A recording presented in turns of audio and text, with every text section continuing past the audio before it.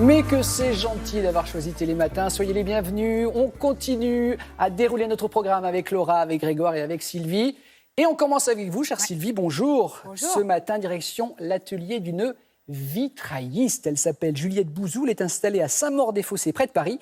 Et alors, cette jeune femme a un parcours complètement atypique. Expliquez-nous, chère Sylvie. Alors, d'abord, de plus en plus d'artisans d'art ont ce genre de parcours. C'est-à-dire qu'ils se lancent dans l'ingénierie, des études même de médecine, de finance, etc. Puis du jour au lendemain, plouf, c'est fini. Ils ont envie de revenir à l'essentiel et de faire un travail avec leurs mains, un travail manuel. C'est l'intelligence de la main, on appelle ça comme ça. Alors, Nathalie, dans l'émission, parle souvent de ces changements de vie, donc je ne vais pas m'apesantir là-dessus. En revanche, ce que je peux dire, c'est que Juliette Bouzou, elle venait de la finance. Elle avait un haut poste dans une banque, et puis un jour, pouf, ras-le-bol.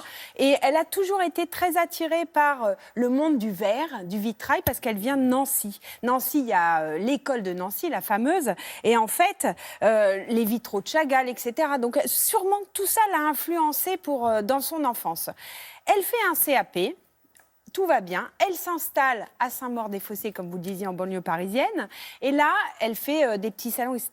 Et elle remporte, dès le début de sa carrière, un prix de jeune talent dans son domaine.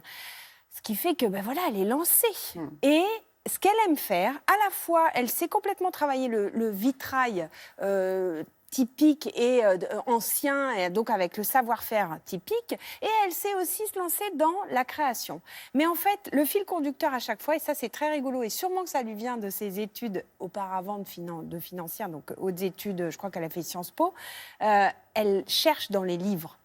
Elle est tout le temps en recherche. Elle cherche. C'est une chercheuse, et exactement. Et elle trouve, regardez.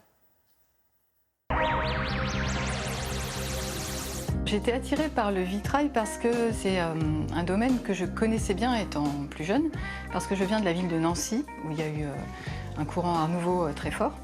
Et j'admirais beaucoup cette période. Et j'avais envie, comme à l'époque de l'école de Nancy, de faire du vitrail pour notre époque.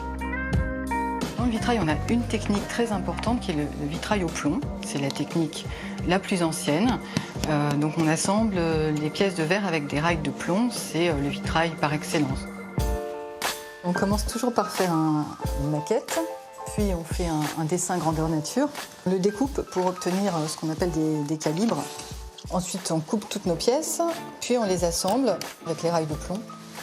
Et la dernière étape, une fois que tout est assemblé, c'est de souder à toutes les intersections les plombs entre eux. C'est un métier où il est vraiment très important de jongler entre la tradition, l'entretien des vitraux anciens et puis la création. Ça m'arrive de restaurer des vitraux anciens, notamment pour les particuliers. Dans les environs de Paris, il y a beaucoup de villas qui ont des vitraux des années 1900, fin 19e.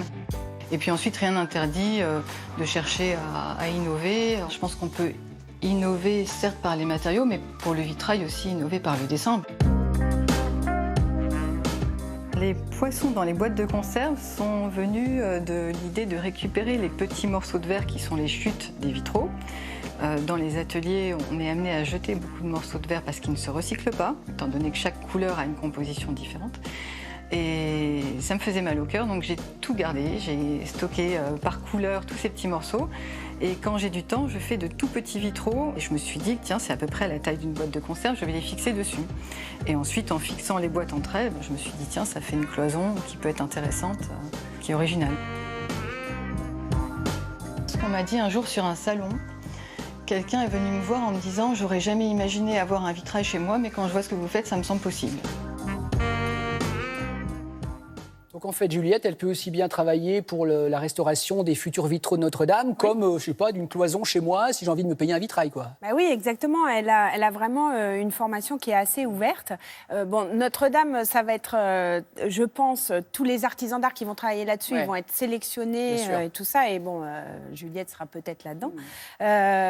Ce qui est important de dire, et moi je le redis à chaque fois, et je le dis aussi à des mômes qui cherchent un peu leur voie ou pas, ou qui l'ont trouvée, mais dont les parents disent « non, il vaut mieux que tu fasses médecin, avocat, financier, etc. » Non, on peut se lancer dès le début de ses études. On peut y aller vers ces métiers-là, parce que ce sont des métiers épanouissants, ce sont des métiers difficiles, c'est certain, mais qui nous remettent avec le concret. Et c'est souvent ce qui est dit. Ils ont de l'or dans leurs mains, Ils ont ces de gens-là. l'or dans leurs mains, C'est ça. exactement. Merci beaucoup.